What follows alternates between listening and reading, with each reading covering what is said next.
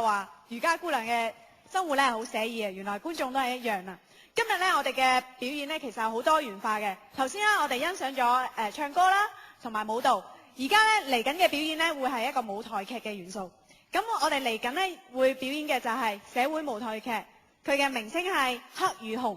咁負責表演跳舞嘅就會有周文輝先生啦、李秀娟女士同埋陳阜基先生嘅。而家我交個時間俾麥蔡葉英女士同埋黃慧蘭女士咧，係負責幫我哋旁述去介紹翻呢一個社會舞台劇嘅。好，我哋俾啲掌聲佢哋啊！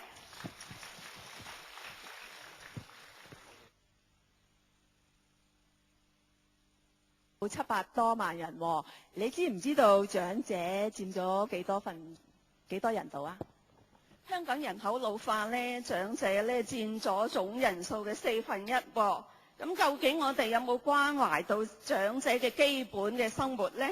同埋讓佢哋開開心心咁樣生活落去。咁接着落嚟嘅呢個故事呢，就係反映香港黑暗嘅一面。有請周文輝老師同埋個表演者。